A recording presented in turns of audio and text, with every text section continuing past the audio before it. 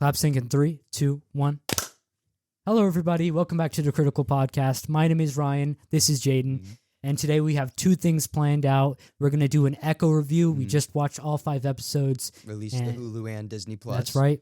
And the next thing we're going to be doing is we're going to be ranking the Harry Potter series. We just watched it. Haven't told each other much about what we feel about it. And but we'll talk about all 8 movies in chronological order, and then we'll you know rank how it them goes. all at We'll the rank end. them all at the end. So, but we've been catching up on a bunch of stuff. We've watched Echo. We've, of course, watched all the Harry Potter movies. But in preparation for Deadpool 3, which is the only MCU movie coming out this year, a movie we're both very excited for, we caught up on a bunch of the Marvel Fox movies. So we watched X2, First Class, both Deadpools, Origins, X-Men Origins, Apocalypse. X-Men Apocalypse, and then Logan. I think a good 8.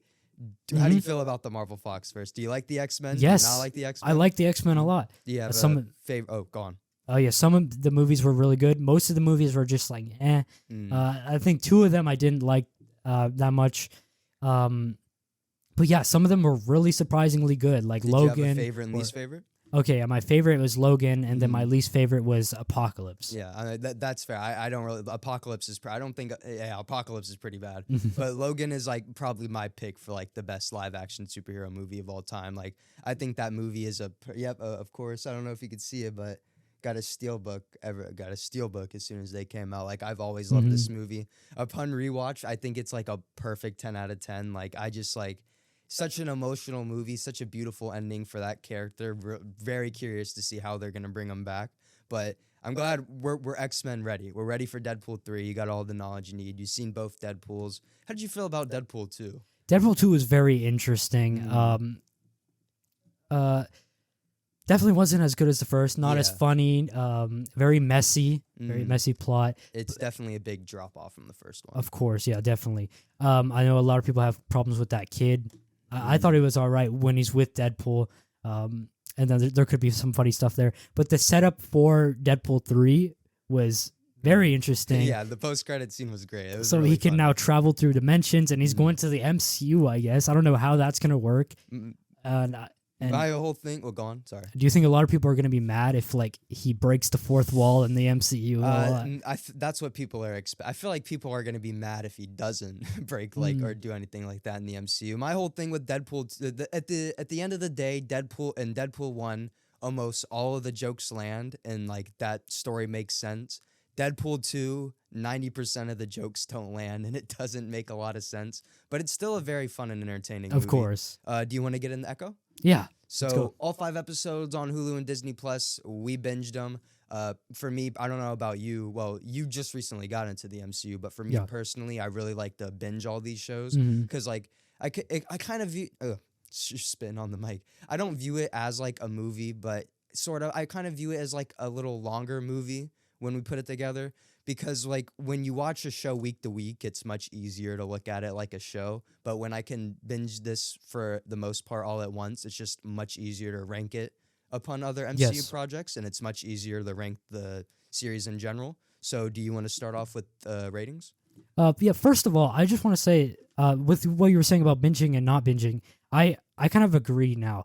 I think it's for a lot of them... because I binged all of them because I was never there when they came out. But yeah, I have a hard time just watching episodes week to week, and I think I dislike a lot more shows when I do that. A lot of times when I watch new shows that are coming out, I binge all what's already came out, and then once I start watching them week to week, the new episodes, I just stop watching it. Yeah. Like with Invincible, like when the second half of season 2 comes out, like I'm gonna have to rewatch the first part of season 2 because I've already forgotten most of the part I forgot mostly what happened in that first part of season 2 because it's already come out like quite a bit ago, and it's just I don't know like. South Park. I'm trying to remember I think South Park did it week to week, but like truly like I said this on the video I'm gonna upload. Like She-Hulk and Miss Marvel, those shows got like so much shit, so I didn't think they were gonna be much.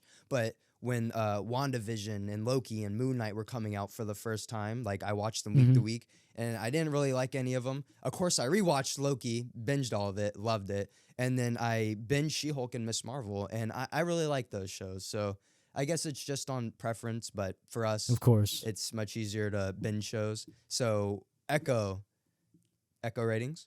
Okay, let's do it. Echo rating. Marvel's Echo ratings in 3, 2, 1. 4.5 out of 10. 3 out of 10. This show is not good. Do you want to start out?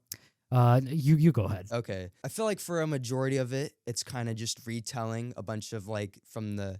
It's like retelling a bunch of stuff from Hawkeye. That was like most of the first episode. Yeah. Most of the first episode was just about elaborating on what we knew about her from Hawkeye, and it sprinkles in a little bit of that Choctaw past. And like the reason why I like Eternals, I like when the MCU does something different, and it's a little bit different and intriguing at the start with the whole Choctaw thing. And no spoilers, we won't do any spoilers. We'll save that for later. But the Choctaw thing, like it's interesting at first, but then it goes nowhere. And exactly. It goes somewhere, but what they do with it is just so dumb. They do pretty much nothing. They just tease it throughout the first 4 episodes, and then the last episode, this huge thing happens, which it's not good. It doesn't go anywhere really. I'm just gonna be honest. This show is honestly a waste of time. Obviously, I'm gonna try to watch every MCU project just because, like, I love the franchise, and it's okay. Here, I'll say this. Echo, we talked about this. Echo is a side character from like Hawkeye. We love Hawkeye, of course, but like he definitely is like one of like the more side characters in the MCU. So that whole show is like a spinoff. So that's already limiting the audience because like there's gonna be a few people. There's gonna be a majority of the people who aren't interested in seeing a Hawkeye show. Yeah. So when you're taking another side character from a spinoff, it's just I feel like that's just limiting your audience so much. Like who is this show for? Obviously, it has the TVMA rating, which, in my opinion, was just a way to try to get people to watch, try to get people entertained. But I also kind of look at there's not that much of a reason for this to be TVMA. But I kind of look at it as they're slowly getting into it. Maybe with Deadpool 3, they'll get all blood and guts, and like Echo is just kind of like that getting us slowly prepared. But yeah, after every episode, I was just underwhelmed. Very disappointed. It's crazy. Where was the drop off from Loki? Loki is the most recent MCU show that came out, and it's one of my favorite MCU projects. And now this show came out, another terrible MCU project to put into the bunch. Like, where was the drop off? I don't understand it at all. That's just crazy to me. The action, how did you feel about the action? I thought the action was one of the better things of the show. The action was definitely entertaining. And I wasn't really bored through a lot of the show either. Again, there's quite a bit of action, and the series was always just like, it didn't make me want more, but it just, I didn't have a trouble clicking on the next episode. It wasn't boring for me. After every episode, I just had almost no interest in going on to the next one. This Marvel Spotlight thing, which appears at the beginning of the thing, it was apparently supposed to be this new getting into like the TVMA rating. Like they're trying new stuff, so this Marvel Spotlight is gonna try a bunch of different new projects and whatnot. And like that's exciting. Yeah, that's exciting. But if we're gonna get shit like that, like it still baffles me that drop off from Loki. Like. Honestly, like as one of our friends said, what happened? But OG fans of the channel, it's an inside joke. Yeah. OG fans of the channel will know what we're talking about.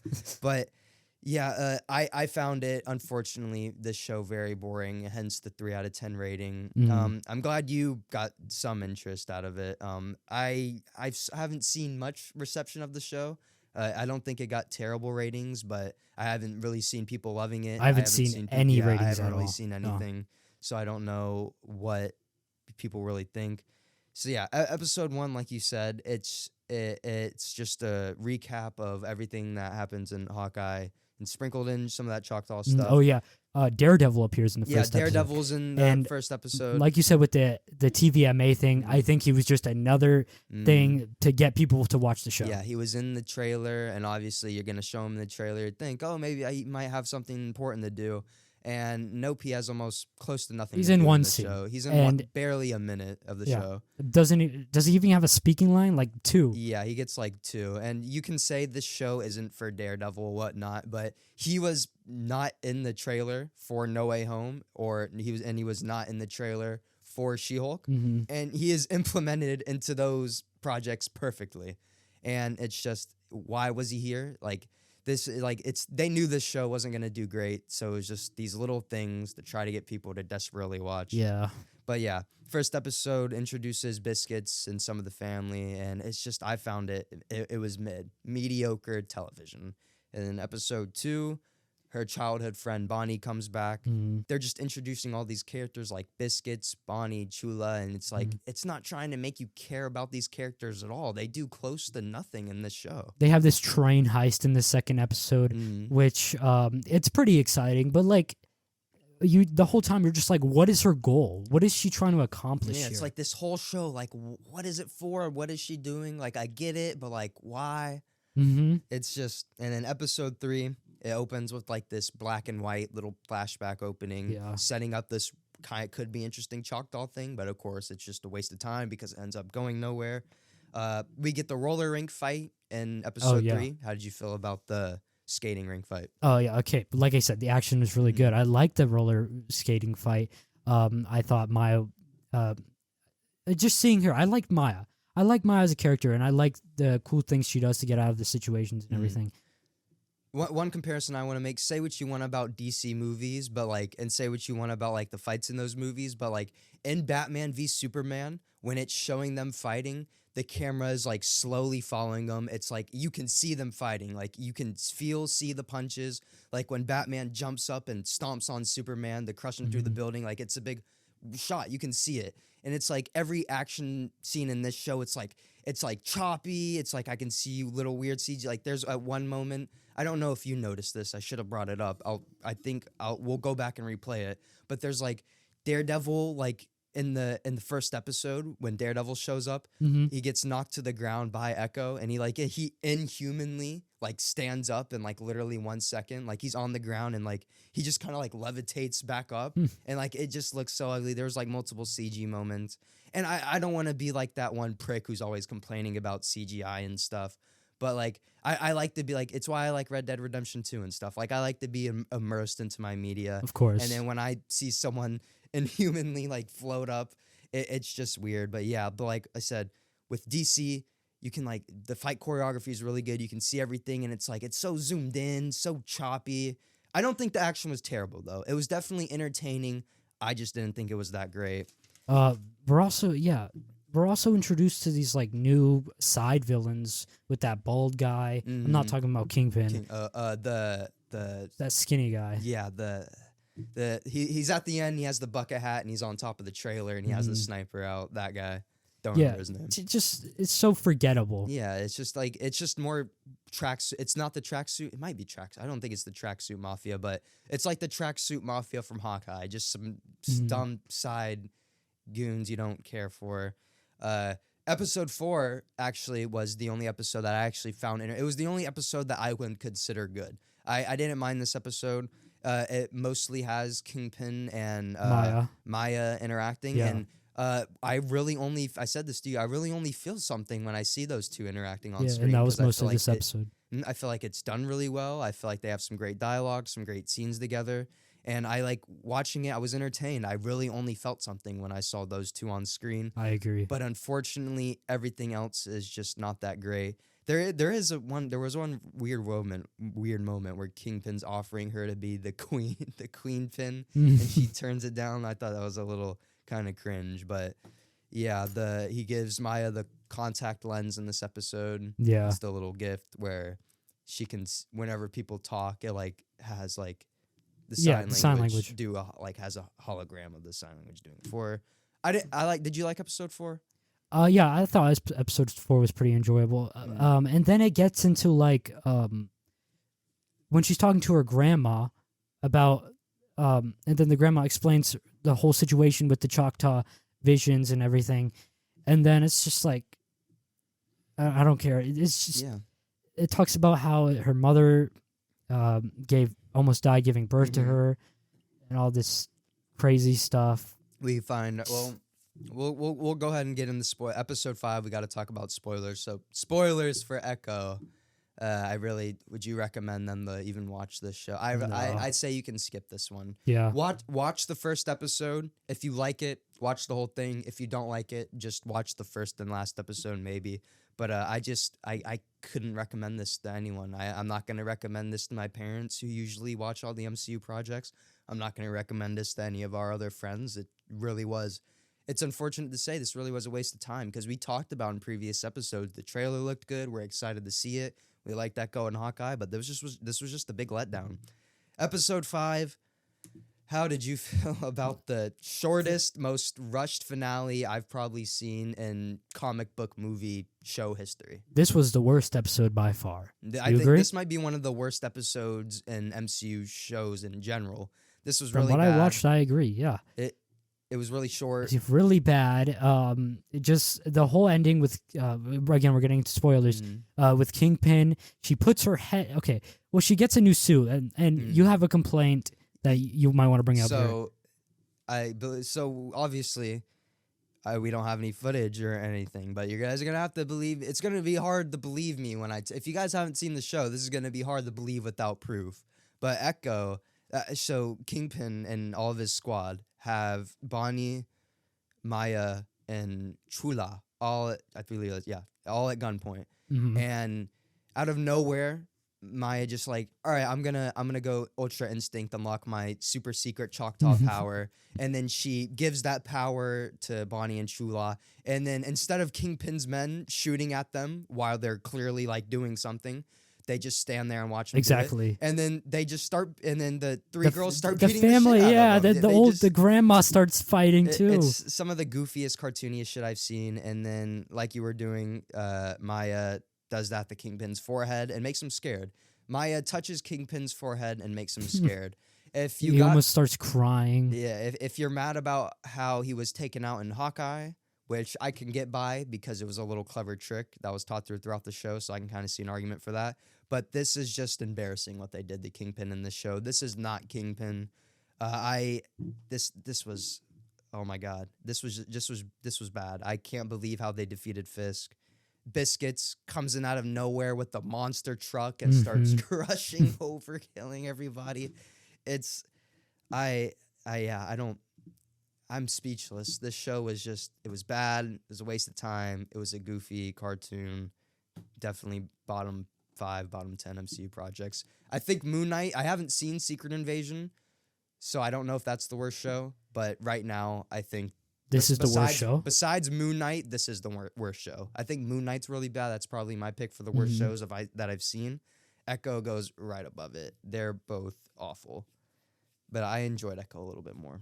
Yeah. Anything else? I like Echo. Like I like the character, but just the story the story that was given here was just not interesting. Watch it if you like Echo and Kingpin. If you want to see more Daredevil or kind of more Hawkeye without Hawkeye, I guess. Anything else you want to say? Not really. Not much to say. Echo wasn't that great. Forgettable, boring show. Are you ready for the Harry Potter franchise ranking review? I will be after a sip of water. So, we're going to be talking about all 8 Harry Potter movies in order, and then we're going to rank them all at the end.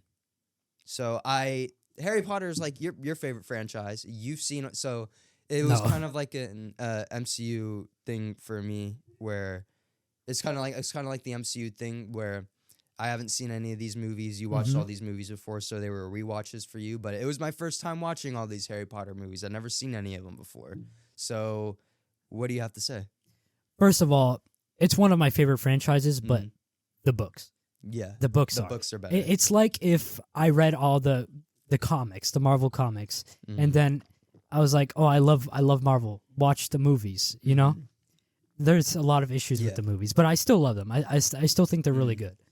Okay, so let's get into the first one. Well, first, I just want to say I think this was a pretty good movie franchise. I won't get into my complaints with it, but I think these movies are really long. I think they could at least cut out 2 movies. I think this movie franchise is a little bit too long. They can't cut out movies because Yeah, I get it because of the books and Yeah. everything, but it's just like it really starts to drag, and I'll elaborate more into that when we actually get into it. of course. But yeah, I really like Harry Potter now. Like Hagrid, Harry, Ronald, like there are a bunch of great Snape, a bunch of great characters that I really like now. The story was good. Story was very good in some of them, not so great in some other ones. Of course. So we could just get right into it with Harry Potter and the Philosopher's Stone. Stone. Some people refer to this one as the Sorcerer's Stone. Can you tell me why? Is that Yes. the book's name or something? Okay, no, the book's name was originally the Philosopher's Stone, Mm. and then for some reason, when it was being published in America, they thought kids weren't going to know what the hell a philosopher was, and they changed it to Sorcerer's Stone to, I guess, get more kids' attention, which I guess makes sense. But like, why? Yeah. You know? You want to do the 3, 2, 1? Yeah. Okay. Harry Potter and the Philosopher's Stone rating in 3, 2, 1, 7.5 out of 10. 7.5. Okay. This was you're the Harry Yeah. Potter guy. You start.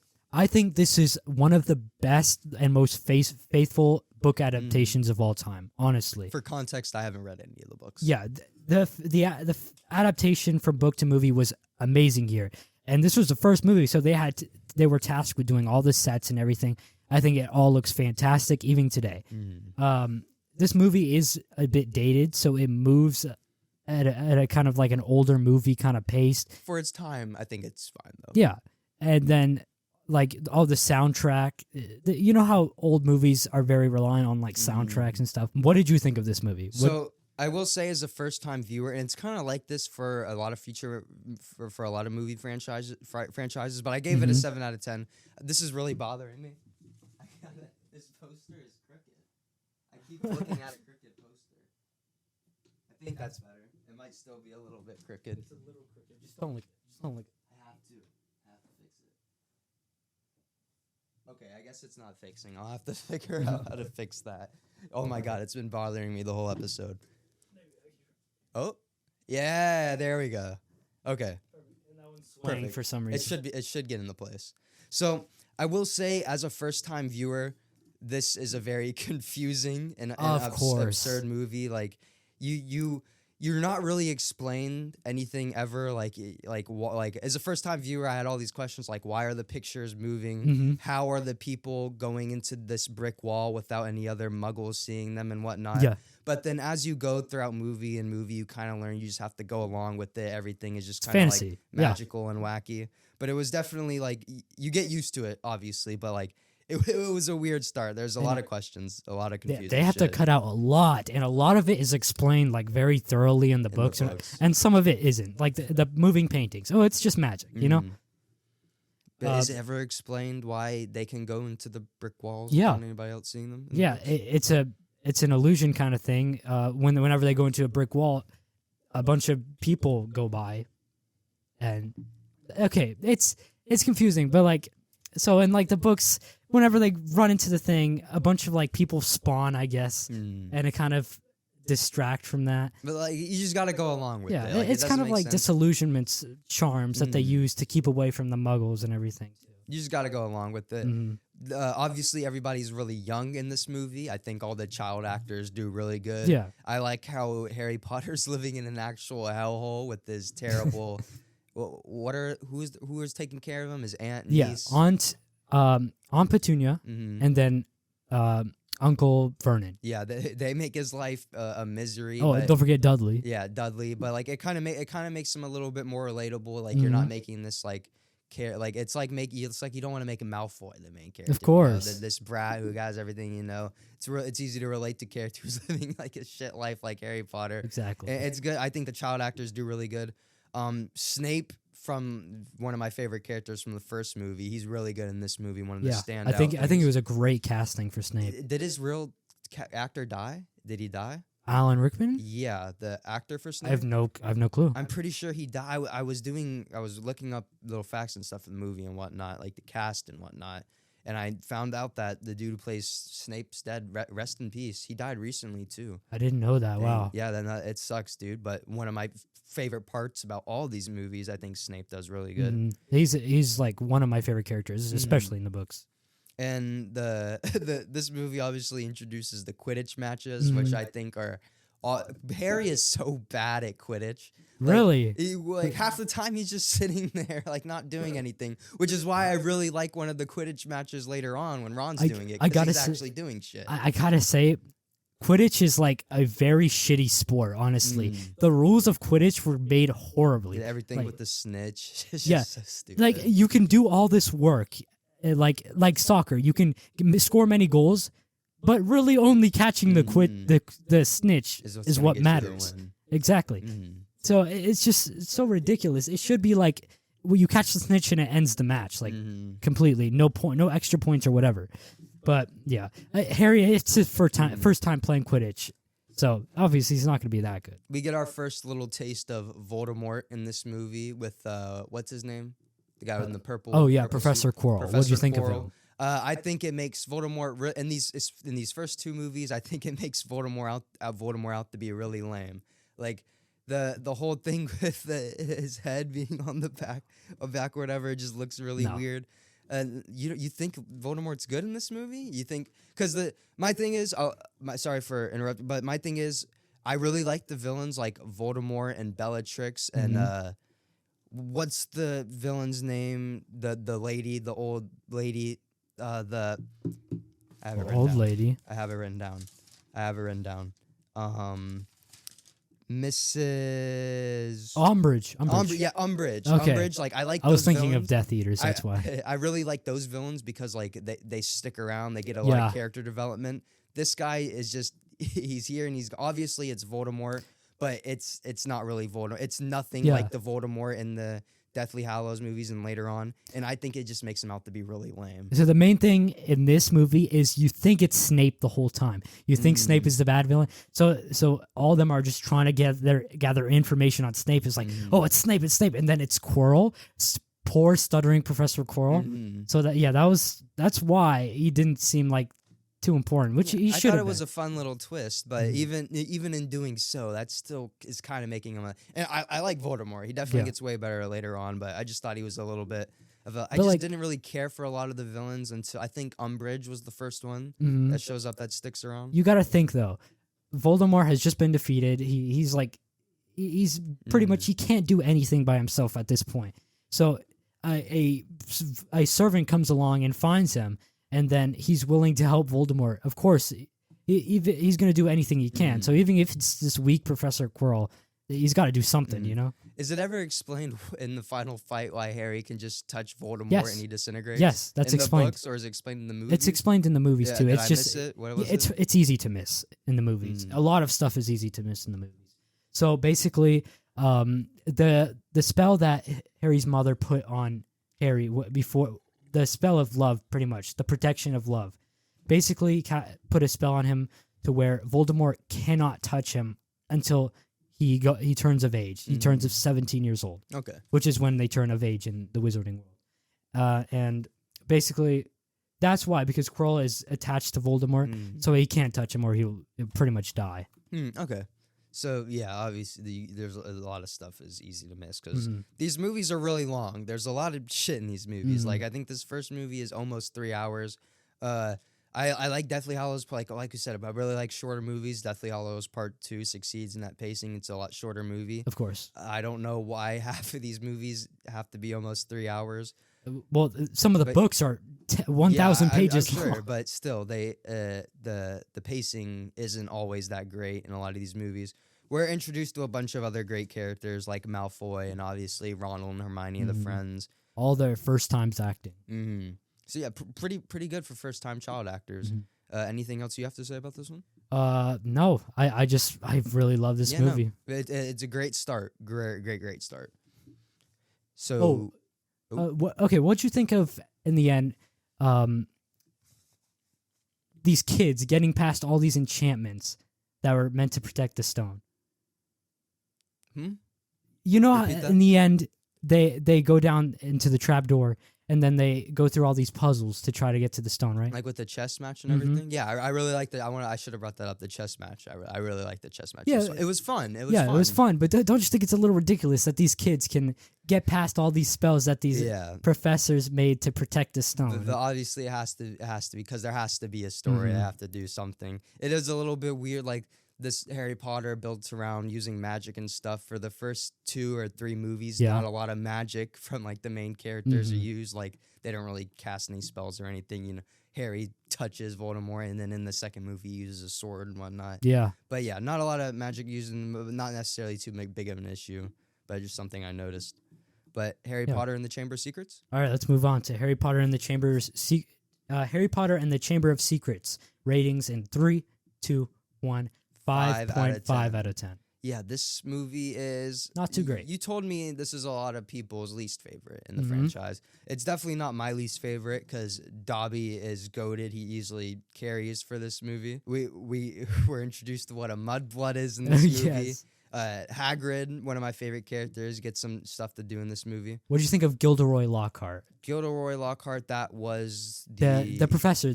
He's very full of himself. Yeah, I thought he was a little fun addition. I Mhm. think I had something written down about Lockhart. Yeah, Lockhart is fun. That's all I put. Yeah. Lockhart is a fun character. I like Lockhart. So I think a lot of people's problems with this is that so many Deus Ex Machinas is just like these very hard situations to get out of, and something happens miraculously that they can get out of, like the car coming to save them while they were in the forest. This is an hour. This is 2 hours and 30 minutes of stuff going right. Yeah, exactly. They paralyze Hermione just for like you said, the car to save him and whatnot.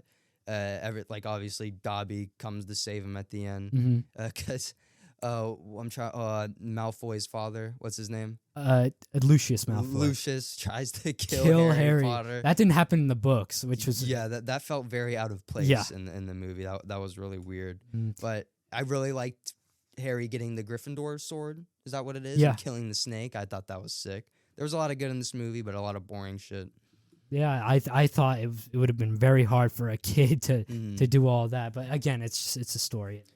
It needs to be interesting. So rest in peace to the original actor who played Dumbledore, but I didn't really like the Dumbledore in the first 2 movies. I think that's because they didn't really get to expand on him at all. And the new Dumbledore, I feel like, is much more of like an actual character. Yeah, he has like much more of a personality, and he sticks around for much longer. But Dumbledore's not that great in these first. I have problems with Dumbledore in every single of these movies. Well, I never read the book. None of them really get his character right. I think he's more book accurate in the first 2 movies, honestly, because he's much more of a calm person in these first 2 movies, which is more book accurate. But when it comes to when he's actually like powerful and fighting, and when he's actually angry, I think the other actor can do it a lot better. So, and I don't know if the first actor would have been able to pull that off, but of course, rest in peace. And we get some Hagrid flashbacks in this movie, showing why Hagrid was kicked out of Hogwarts and everything. More on Voldemort being lame. If you thought he was lame in the first movie, I think it's even lamer what they do with him in this one. Him being Tom Riddle, and then the Tom Marvel Riddle. Tom Marvolo that rearranges in the I am Voldemort or something. I thought that was goofy. How did the books do it differently? No, it was like the exact same thing in the books, and a lot of that's my least favorite book. That's my least favorite. Secrets. It's very similar to the movie, and with that, Voldemort. That was one of Voldemort's Horcruxes. That wasn't him in the future doing that. He wasn't doing that. That was his past self. That was concealed in the journal, doing all of that stuff. So Voldemort, his future self, had no idea that was all going on. So I kind of excuse that. I don't think it makes Voldemort seem lame from that. But I mean, obviously we know he isn't lame, but like just from getting like. Because it's kind of hard to view it like you don't know he's going to get cooler, but yeah, I feel like just like in the context of if you just watch these first 2 movies as like they're coming out, I'd feel like, yeah, Voldemort's not that great. Like, I'm not really interested in this Voldemort guy. No, like, I agree. I don't really want to, like, yeah, he's connected to Harry Potter and why his mom died and everything, but like, he's kind of a bitch, you know? Yeah, you just see like very quick glimpses of him in those first 2, and then I don't hate him though. Yeah, he starts to get very big in the 4th. But like my major complaint is like they don't stick around. It's like I like the other villains because they stick around. We're introduced to the ghost people in this movie, like Moaning Myrtle, and then the other Shakespearean ghost guy. Yeah. We get the invisible cloak is introduced in this movie. And it's introduced in the first. Yeah. Oh, that was introduced in the first one. Yeah. Oh yeah, yeah. You're right. Because I remember how young the clip on TikTok of, and then how young they look. But yeah, the acting is getting better in this movie. They're getting Yeah. older. Acting is getting better. Harry has more speaking lines, which he really didn't have mm, much in the Yeah, first. Harry's not that great. Like he's a fine. I don't dislike him, but like he just isn't that much of like a character for the first few movies. Yeah. Like he's just kind of like normal And boy. I think a lot of that has to do with the fact that we hear his mind in the books, and he doesn't really speak too much in the books because we're in his mind. So it's kind of hard to translate his thoughts into words. But I like how it's kind of like a Luke Skywalker situation where Obi-Wan picks him up from Tatooine and he's taking them, showing them all these new planets and stuff. And it's like you're viewing it through Luke's eyes. Like you're seeing all this new stuff. And that's how it is with Harry Potter. Yeah. Like Hagrid showing him around. Like I love how Hagrid's showing him all these mystical creatures and whatnot. And like we're experiencing the world through Harry's eyes. And because, you know, he's never experienced any of this before. So it's kind of like our first time as well. There was a lot of fun stuff in this movie. Like again, really, really long. These movies don't need to be almost 3 hours. What do you think of the twist with Ginny, Ron's sister? Ginny being basically a terrorist, kind of. She scribbles blood on the wall. She was being mind controlled. I try. Yeah, of course she was being mind controlled. I had it written down. Yeah, she went into the Chamber of Secrets after being possessed by Voldemort's book. And I found it dumb. They had her be basically terrorize, not destroy, but, you know, draw blood shit on the wall, do some crazy shit. I thought it was wacky what they did with Ginny, which is probably more the reason why I didn't like the Tom Riddle thing in this movie. I thought it was a fantasy that nobody fucking died because you die as soon as you look at them, and everybody just so happened to not directly look at the basilisk, which is just crazy. And there was like 6 people that got petrified. Jesus Christ. You ready to move on to the Prisoner of Azkaban? I'm ready. Harry Potter and the Prisoner of Azkaban ratings. In 3, 2, 1, 6 out of 10. Wow. So this is a lot of people's most favorite Harry Potter movie. This is my least favorite Harry Potter movie. I honestly can see why. I think this movie is very obviously the quality of the movies pick up in this one. Like the camera work, cinematography is a little bit better. Just the overall quality is a little bit better. The movies slowly start getting darker. This is like when the movies start getting like from that darker tone. You like not that fun high school elementary vibe from Hogwarts. But yeah, I just thought this movie was very forgettable. I felt like it was very weird. Like, it was just a weird feeling, especially with all like the night bus stuff, and then all that setup before Hogwarts felt very weird. A different pace from the second movie, and just it was very off-putting from the rest of the series. I feel like. I feel like Alfonso Cuarón was very needed for the artistic style because he had great artistic style. I'm talking about the director, if you don't know, by the way. Yeah, no, I know. It was the new guy after Chris Columbus. But this is where the movies start getting darker. I think Snape is really good. We get to see more ghost people in this one. Time travel, things I did like about this movie. I thought the time travel aspect, like, you know, you got to really nail time travel if you're going to do it. I think they do time travel just fine. I thought that was pretty interesting. It's all right, but time travel does open up like so much plot holes. Yeah. And one of my biggest like complaints is that why did the Ministry of Magic give Hermione a time turner?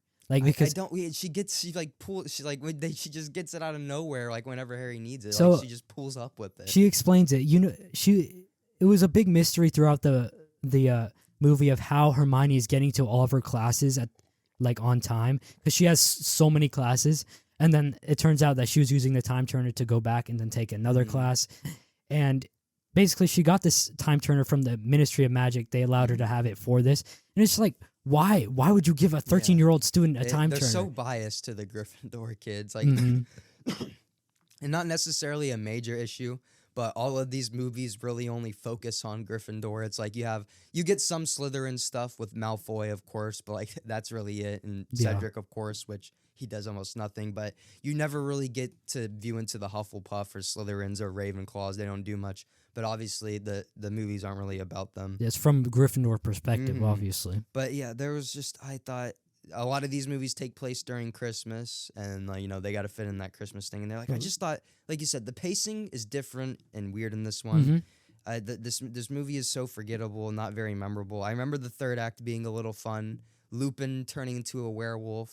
Isn't that what happens? Yeah, the big reveal is that Lupin's a werewolf. Yeah. Which is like what the hell? What did you think about Sirius Black? Did you expect him to be the bad guy, or did you expect the twist at the end that he was good? So Sirius was the prisoner of Azkaban, correct? Yes. So I thought I liked Sirius. I didn't mind. The thing is, Sirius, like, you at the start you don't get much from him, but I don't dislike him. But it's like as it goes on, you kind of just forget about him. And obviously they do something major with them later on, but it's like you don't really care because there was like no character work for this. No, character. I agree. One thing that was very big in the book is he got a broom. He got the fireball broom, which he gets in the movie, but at the end.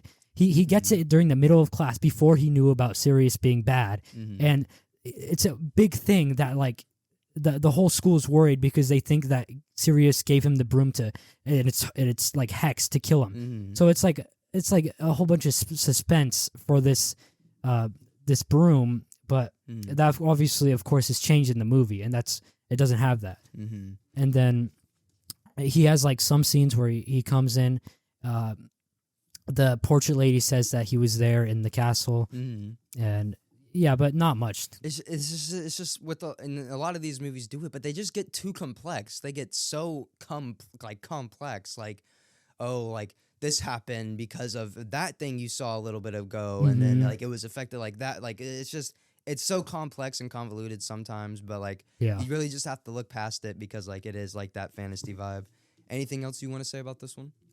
Nope. Harry Potter and the Goblet of Fire ratings. 3, 2, 1, 8 out of 10. This is my... Okay, never mind. I forgot we just watched one today. I think this movie is great. Obviously, I've heard it's unfaithful to the books, and you told me people really dislike this one. I used to not like it at all, but after rewatch, I don't see why. I think the book lovers are too harsh on this movie. Definitely. I know, it is not very faithful to the books, but it's still so entertaining, and it has some amazing scenes in it too. I think a lot of the artistic choices from Alfonso Cuarón is expanded upon in this movie, and it's done really well too. One of my biggest complaints is they take away a lot of the mystery that's in the books, because in the books you have like 7 constant mysteries that like questions when you're reading this book, and the movie just like takes all of them away and just brings it down to one. And that one is who put Harry's name in the Goblet of Fire. Why did you put your name in the Goblet of Fire? I heard like unfaithful in this again. You showed me the video of in the book. He says it. Why did you do?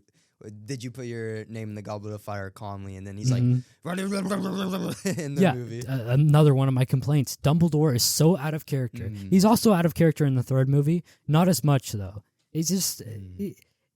The thing is, with Dumbledore, he's like so calm, but he's so powerful in the books. So like he's mostly calm, and then in scenes where he is mad in the book, it's like so impactful. But he's mad like all the time in this movie, so it's not impactful when he is angry or something. Yeah, throughout this movie, you do start to notice Ron and Hermione do less and less. Like his buddy, like they do end up in the Deathly Hallows get more involved, but throughout these next few movies, they really don't they have close to nothing much to do with this story.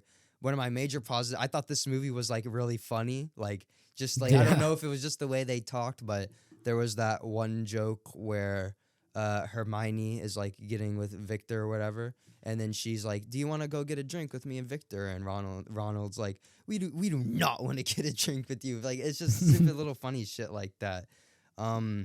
The ball, I think, is fun. Like, it's weird for the second act to be the best act in the movie. It's usually like the final finale is really strong, or the opening is really strong.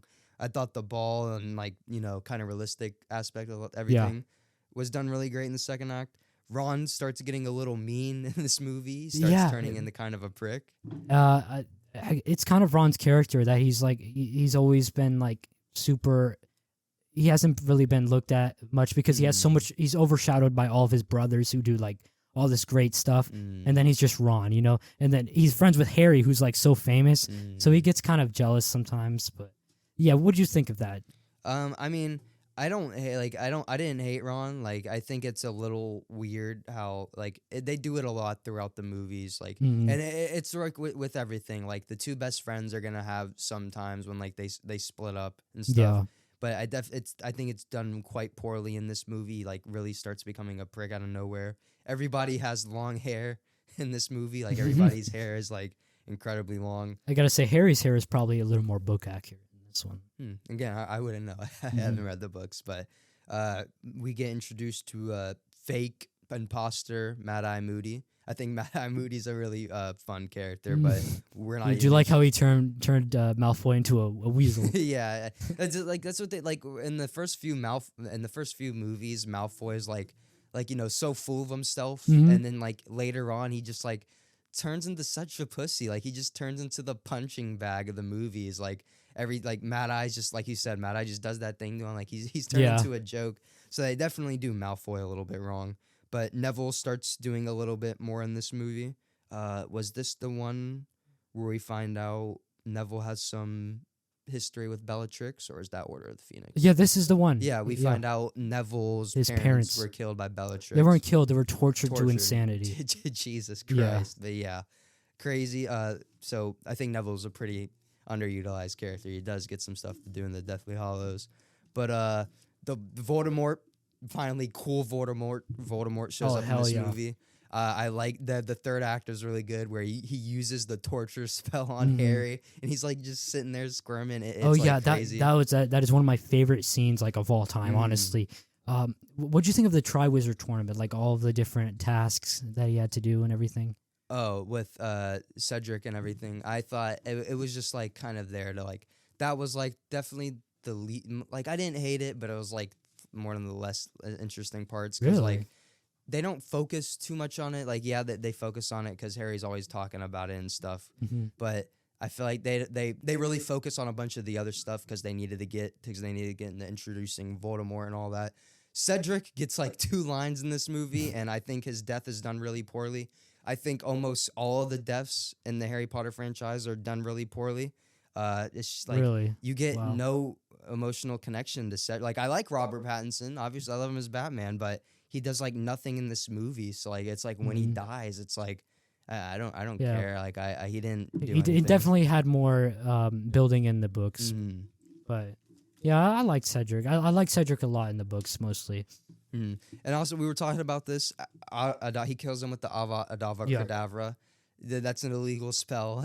There was multiple times where I noticed like that spell should be illegal. I don't know why they're like, there was multiple. The one I specifically remember in Deathly Hallows Part 2 with the fire dragon. Yeah, but there's like, that spell's not illegal. Come on, like, that's so obviously used to kill somebody, and you can kill somebody with that spell. No, it's not a fire dragon spell. It's more of a fire spell being manipulated. Yeah, but you can burn down entire school, and you gotta light fires. One guy even gets tossed into the fire and burned alive. But like, it's not a major issue or anything. It's just a little nitpick. But yeah, I don't like the Avada Kedavra spell. I think it's just Avada Kedavra, and then you shoot it and then you die. Like, I just think it's a lame, lackluster spell. Well, there's got to be a killing curse, of course. Yeah, but it's kind of like, yeah, I know there has to be a killing curse, but it's so lame. Yeah, it's so lame. Yeah, in this movie we'll talk about next, Order of the Phoenix. Like it's cool because you get to see Dumbledore actually like using like water tricks and Voldemort using fire tricks.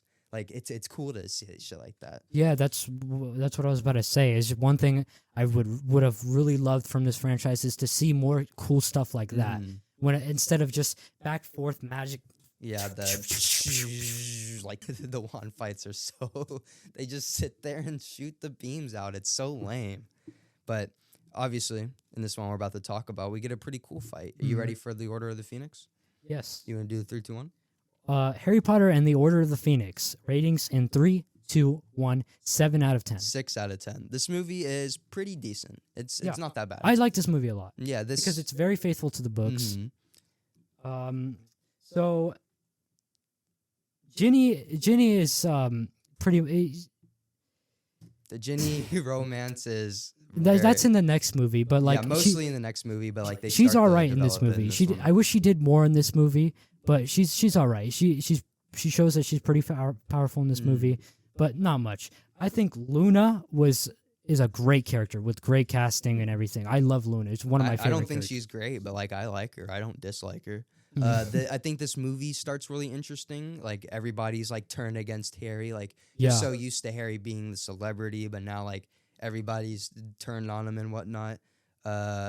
Obviously, Delavis Umbridge? Is that her name? Dolores Umbridge is the villain in this movie, and obviously she sticks around, so she gets some development. And I think she works as like a because like what are these kids gonna? Because she's not like that menacing, but like it's kids and she's a teacher, so like it's not much they can do. It's very relatable.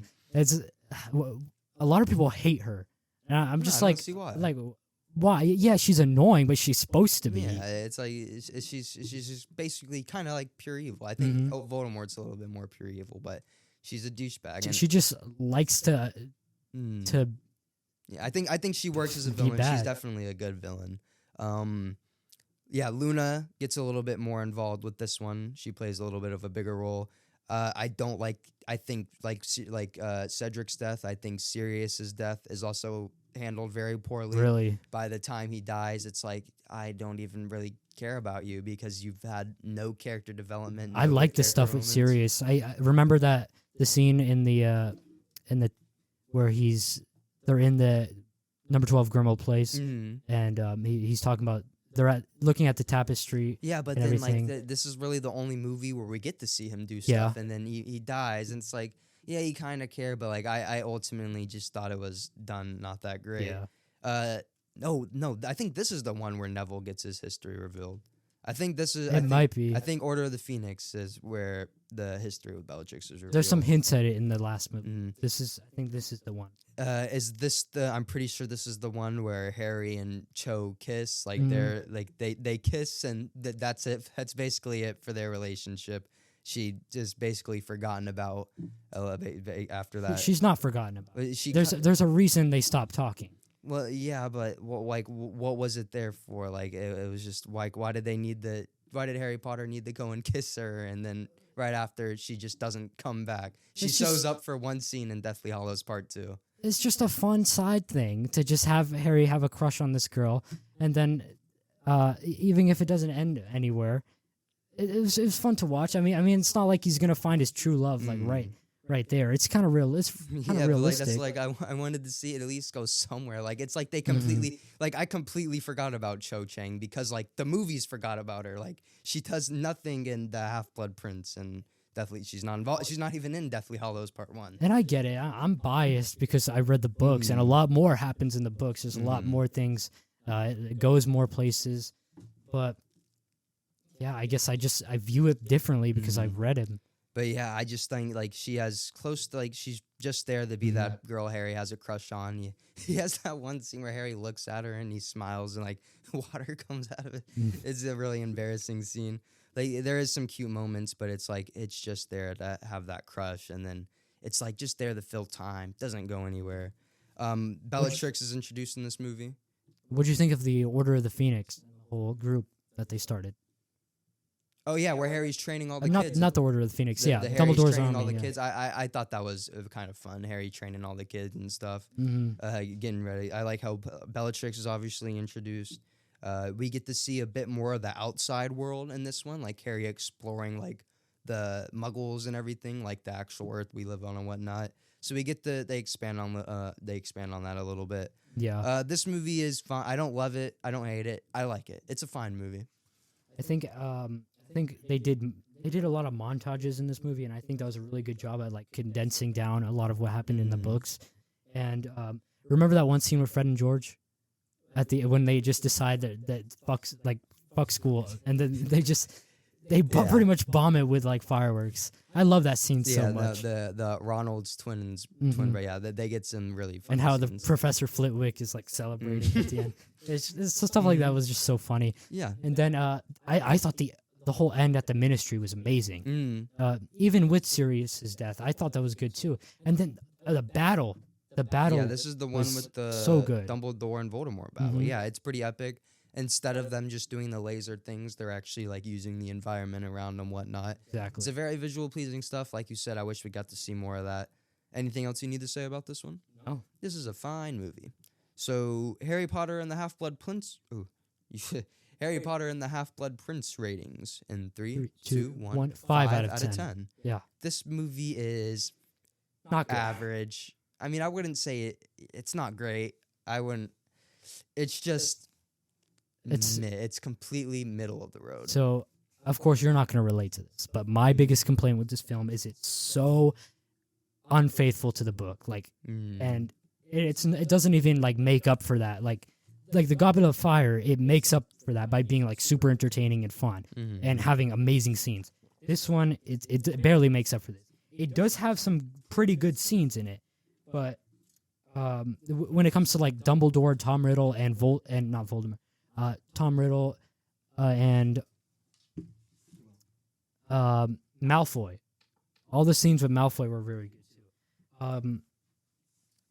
And they focus on a lot of the romance stuff in this film. Yeah, with Ginny. What'd you think of Ginny and Harry's I romance? thought it was a poorly rushed romance. Like they just start liking out each other out of absolutely nowhere. Absolutely nowhere. It ends up going nowhere. It feels rushed. It feels forced. It's not. It's like more. It's like not even awkward in like a cute way. It's just awkward to watch. Yeah. It's just not good.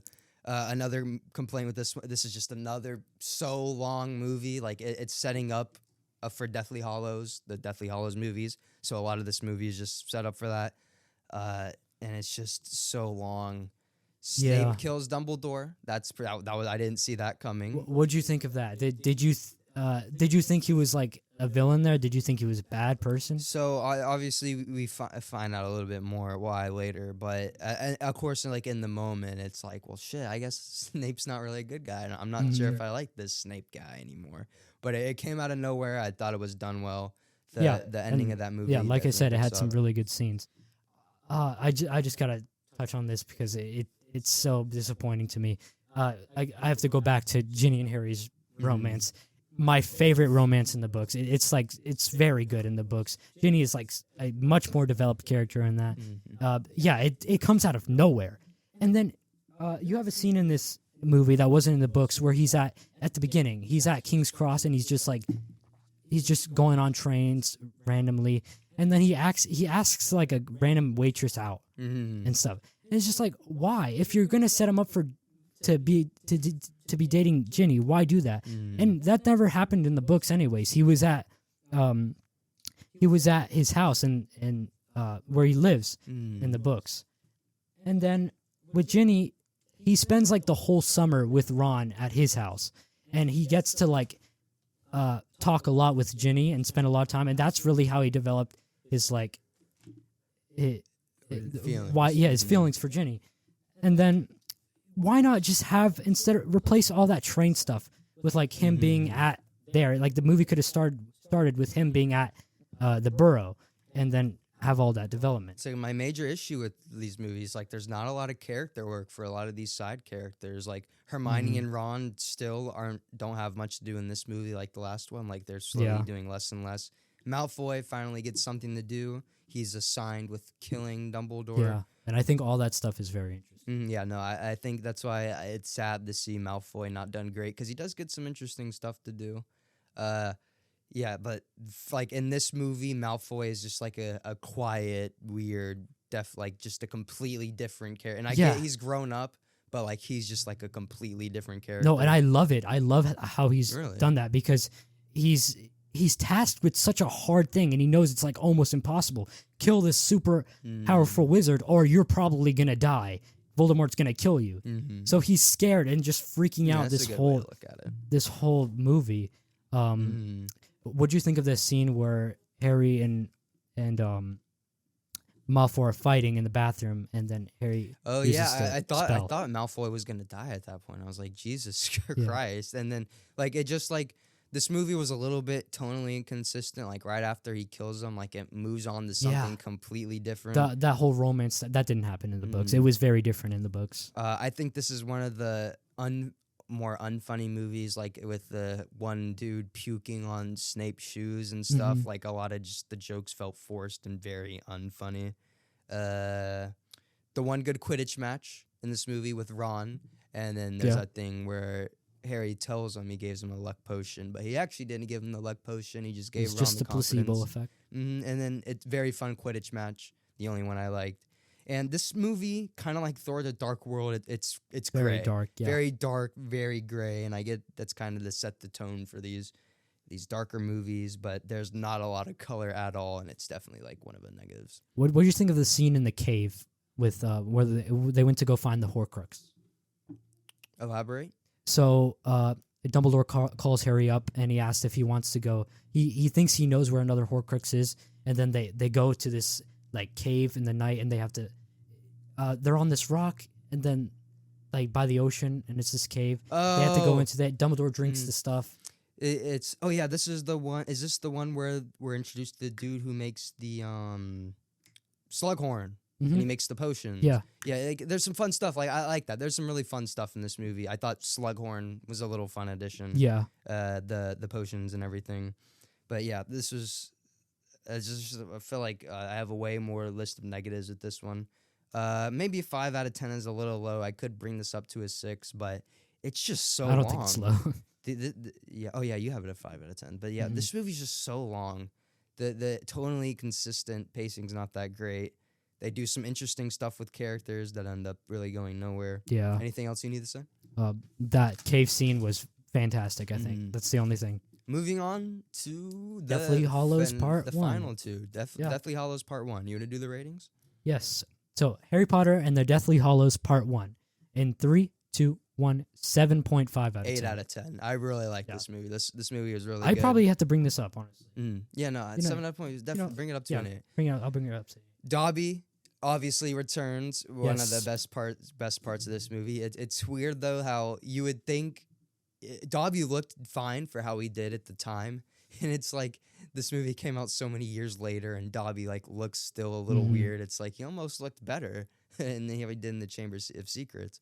But Dobby comes back. I really like that at the third act of this movie I really liked it, where they're running in the forest and everything, and they're getting shot at and shit, and they get trapped by Bellatrix's people and everything, and then Dobby has to come in and save them. I can't believe Dobby died. That was unexpected. Obviously, Dobby doesn't do much, but like what he did do was really impactful. Very heroic. And then he's just a fun. How could you not like Dobby? Dobby's one of the best characters. Very sad Bellatrix killed him, but like Dobby's OP. Dobby's really OP. House elves are actually like very powerful. They're just like they're restricted to what they can do because they serve people. Yeah, I thought. Like this is why I don't like Across. I know, of course, I like Across the Spider-Verse, but this is why I dislike the ending and whatnot. Like Deathly Hallows Part 1 had an ending. Like Dobby died and everything, and it's like shit. The ending is they need to find the rest of the horror. Like there's still like things that need to be solved, but like there still is an ending, and then just all the other Part 1 movies feel like they have an actual ending, but. I really like this movie. I really enjoyed this one. I thought it was entertaining. Definitely. A little long, but I think that is fine for this one since it is setting up for probably what's next, my favorite Harry Potter movie. But so much better than I remembered.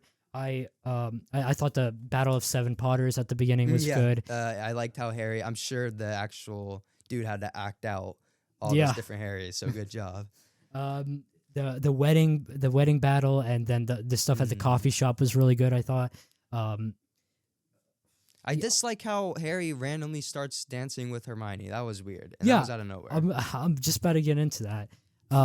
All that love triangle stuff that they try to do, I think they do that just because they're biased. The directors were honestly biased, and they love Hermione a lot. They wanted Hermione to be with Harry, which didn't happen in the books. That wouldn't work. That didn't seem like it would work either. It just makes me mad because the whole dancing part, in the books, what Harry was doing is he was laying in bed looking at Ginny's picture on the Marauders map and watching her move around and thinking of her.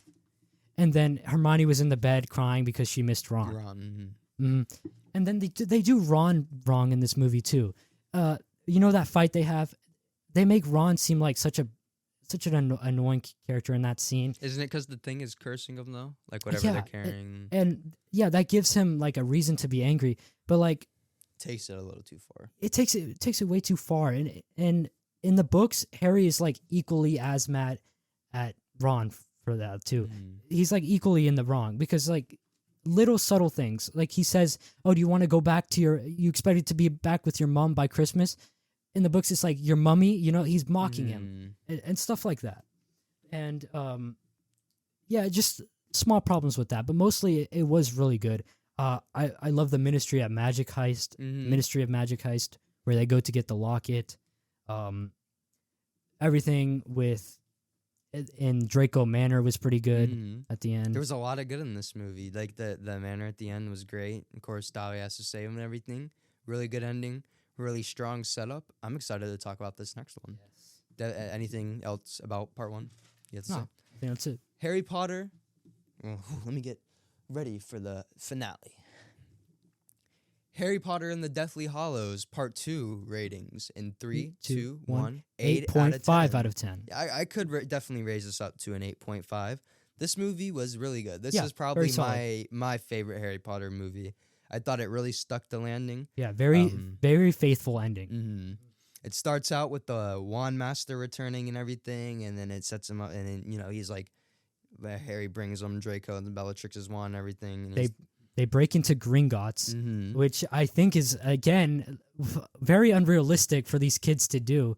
Gringotts is like set up as being like almost impossible to break into, and then they managed to break into it, and even with Goblin help, it's kind of unrealistic, but I think that scene was still really good. And Hermione disguises as Bellatrix. They get into the vault, and the Imperio spell is the mind control spell they use on the dwarves. They get in, and then the dwarf ends up betraying them and whatnot. So then they have to get on the dragon, which is pretty cool. And then Dumbledore, we get introduced to Dumbledore's brother. We found out he was the one who sent Dobby. Then Neville, and then he reveals Neville comes back. A lot of great shit happens. I think one of my biggest complaint is between after the heist at Gringotts and before they get to Hogwarts, it's kind of boring. Not very boring, but it's just mostly set up for what's coming next. And I wasn't very interested towards that part. But we do get introduced to Aberforth, Dumbledore's brother, and they don't really explain Aberforth's past and his sister Ariana. He's just kind of there. He just kind of comes out of nowhere. Yeah, and the whole situation with Grindelwald, which I don't know if you know who Grindelwald is. Yeah, I know about him from the Fantastic Beast movies, but I know they don't do much with them at all. They barely elaborate on. No, he's just like a history thing in these movies because he's part of the past. But they do explain a lot in the books of what their past is, and they sadly don't really elaborate on that. But I get it. It would have been kind of distracting. It would have been too much. Luna tells Harry Potter he needs to talk to the ghost. For what reason was it? It's to get the diadem, because at this point they have 3 Horcruxes left to destroy, and they have no idea what the third one is. They just know it's something to do with Ravenclaw, so they assume it's the diadem. And kind of a thing where FNAF, where you can tell Scott's obviously just making shit up along the way. Talking about FNAF now, but Scott's obviously making shit up along the way. Yeah, I doubt from the start she thought the cloak of invisibility was one of the most powerfulest items. Is that explained in the books? Is that foreshadowed in the books? Of course. Because in the movies, that just felt like it came out of nowhere. Like these random. It was okay. I'm sorry to interrupt. You're good. But unlike FNAF, pretty much the entirety of Harry Potter was planned out from the start. Really? And that's actually like really impressive. The movies, obviously, the movies, they didn't know everything that was going to happen. So when they made the first movie, only the 3rd book was out.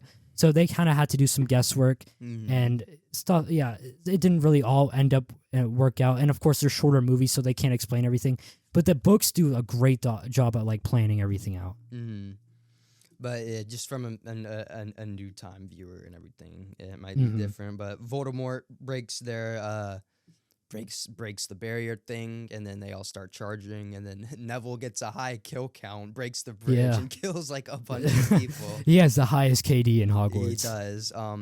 Harry and Ginny, obviously, it's just they get they're. It's not like Yeah, there's nothing there. There's Yeah. nothing there. There's no chemistry, and whenever it does show them, it's quick and it's rushed and it's forced.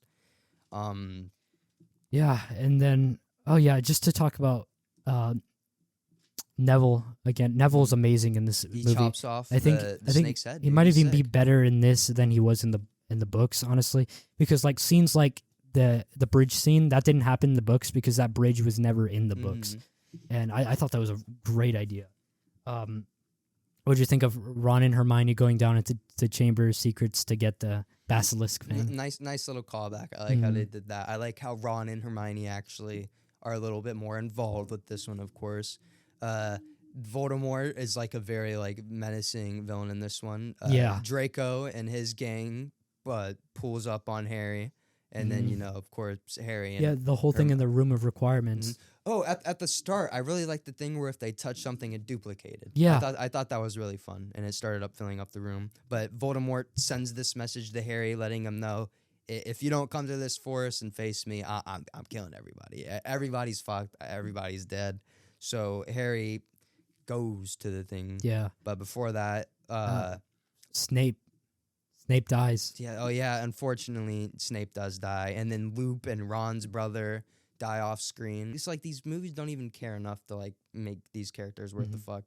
Lupin and Ron's brothers die off screen. In the flashback, we get to see Harry's dad had a crush on Harry's dad got with Snape's crush and everything, and it kind of explains all that and why Snape kind of has like this relationship with it. Not relationship, but why Snape has been protecting Harry Potter. Yeah, and this very tense relationship with Harry, and a lot of people love that, and I like it too. I think Severus Snape, he's an interesting character, and he's very brave, of course. And you get to see his backstory in this, so definitely points for that. He is kind of like a simp though, because he spent his whole life just like trying to get with this woman. It was never gonna happen. But you get that little cute scene where he tells him he has his mother's eyes, the little callback and everything. What do you think of the reveal that Harry was the Horcrux? It was interesting, like just like stuff like that felt like just like maybe it was planned out from the start, but at least from a new viewer, someone who hasn't read the books, that's just like I feel like that came out of nowhere. No way, bro. That was genius. Well, explain to me, because maybe I was missing something. But it's like the same thing with the invisibility cloak. It's like this little item that like there was like zero hints from the start, and then now out of nowhere, it's one of the most important things in the Harry Potter universe. When I say like most things were like planned out from the start, I say most things. I honestly don't think that was planned out from the start. I think it was pretty.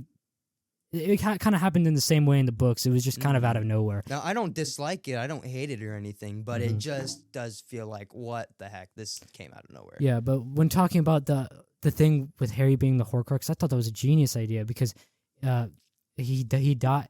Like this, it feels like it explains everything with Dumbledore.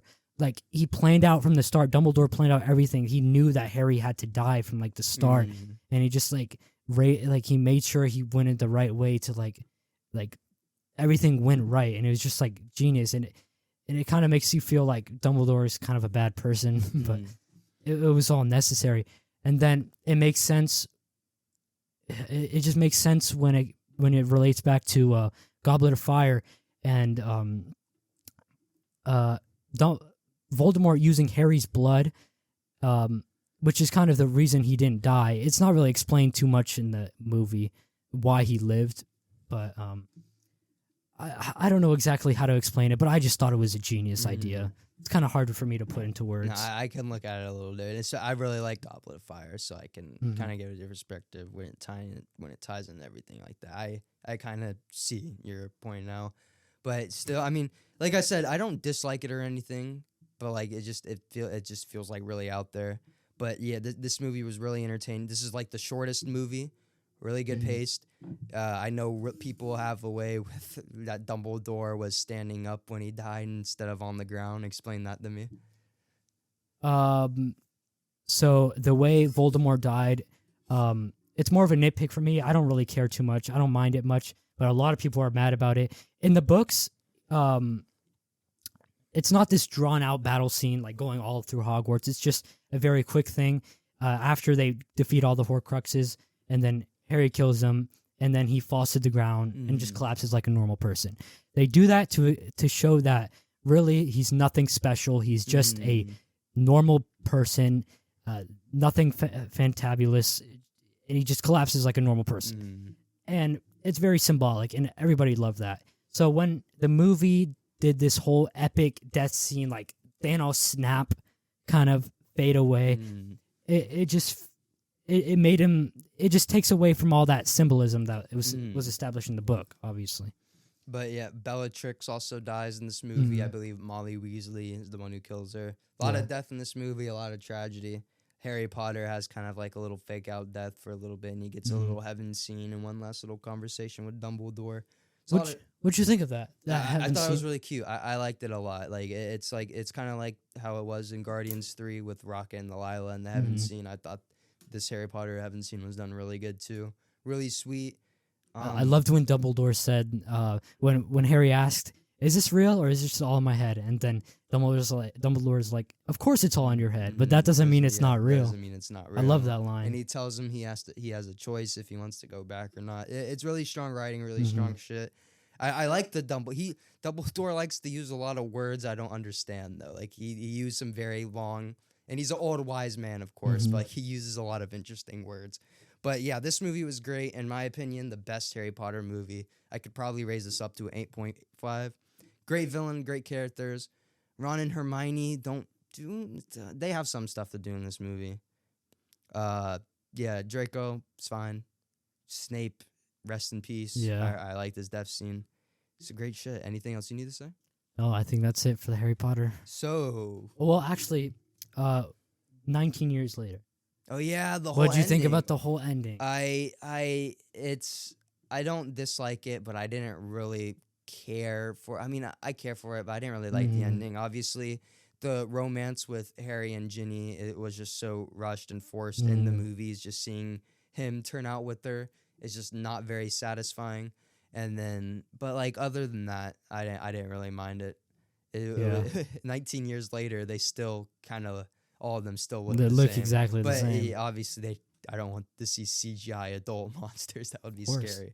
But it's a sweet ending, a good culmination of all. Like it's like this ending, like okay. But back to what I was saying around the first episode. Like I think maybe you could have took Order of the Phoenix and the Half-Blood Prince and turned those into 2 movies, or take some of those like the really important shit that happened in those movies and incorporate it into some of the other ones. But obviously I'm not a movie creator or anything, I don't know, but I do think I think 6 movies would have done it perfect. I think 8 movies is good, but I do think they especially with how long the movies are, they just start to go on for a while. But I'm ready to rank all 8 movies if you are. Oh yeah, I almost forgot about that, honestly. So every Harry Potter we're gonna rank every movie. Worst to best. I'll start. Every Harry Potter movie ranked from worst to best, starting with number 8, Prisoner of Azkaban at a 4 out of 10. 7, Chamber of Secrets at a 5 out of 10. 6, Half-Blood Prince at a 5 out of 10. 5, Order of the Phoenix at a 6 out of 10. 4, Philosophers of the Stone at a 7 out of 10. 3, Deathly Hallows Part 1 at an 8 out of 10. 2, The Goblet of Fire, 8 out of 10. W. Number 1, Deathly Hallows Part 2, an 8.5 out of 10. Hell yeah. It's really good movies. Rate the whole series. I give Harry Potter a strong. It's between 7.5 and 8 because the highs are really high, but like none of the movies are unwatchable like dog shit. Unlike the MCU, where like some of those movies are just like egregious, and the DCU. But really strong. I'll go like I would give it like an 8. Really good movie. I'm glad you liked it. I'm ready to hear your ranking. All right, so I don't really have this right now. Let me just write it out real quick. So my Harry Potter ranking is starting off the worst. Harry Potter and the Half-Blood Prince at a 5 out of 10. Next, Chamber of Secrets at a 5.5 out of 10. Next, Prisoner of Azkaban at 6 out of 10. Next, Order of the Phoenix at a 7 out of 10. Next is The Philosopher's Stone at a 7.5 out of 10. Next is at 3 is The Deathly Hallows Part 1 at an 8 out of 10. 2 is The Goblet of Fire at an 8 out of 10. And then at my number 1 is Deathly Hallows Part 2 at an 8.5 out of 10. Do we have the same top 5? Top 3, maybe top 4 actually. I think we have. What's the your same 5? top Order of the Phoenix? Yeah. We have the same top Order of the Phoenix, Philosopher's Stone, Deathly Hallows Part 1, Goblet of Fire Part 2. And it's just the bottom 3 that are... Wait, what do you have as your number 7? My number 7 is Chamber of Secrets. Okay, so we only have then number 6 and 8. Yeah, those are swapped. I have Azkaban last, and you have Half-Blood Prince Yeah, last. there was a lot of good stuff in Azkaban. I just thought I can't remember any of the good stuff. I found that movie so forgettable. But yeah, this was the Harry Potter ranking and Echo review. I'm glad we finally got these movies out the way. Expect the MCU movie rank. We'll probably get this episode out first, then next week the MCU ranking episode. And we then, keep delaying it. Yeah, well, we should have the DC. We should have watched every DCEU movie by then, and we'll do a DCEU ranking, and then we'll get into Star Wars ranking and stuff. But yeah, we got some catching up to do. But this is really good. A lot of great Harry Potter and the Wizarding World. A lot of really great movies. Does this make you want to watch the prequels now? The Fantastic Beasts. I've Beasts seen the trilogy. first one. I thought it was fine. I've heard from the I'm down to watch the first one. I'm down to watch all 3 of them. But I've heard terrible things for the other 2. But The second one's pretty shitty. yeah, I heard The third one's I heard they're not that great. But yeah, I am interested to see them. And I'm curious to see what they're gonna do for like an HBO the Max reboot I'm so or excited, whatever. but But terrified. I'm weird. It's like, how are we gonna get connected to another Harry, Ron, and Hermione? When I think I think the only way to do it is animating it, because then that establishes it as being different. So I don't have to. That's its own thing, and this is another thing. It's not being replaced by something. Good You take. know. You go animated. That's a good idea. This is a great episode. See you guys next week. Very fast Yeah. outro. See ya. Bye. Bye.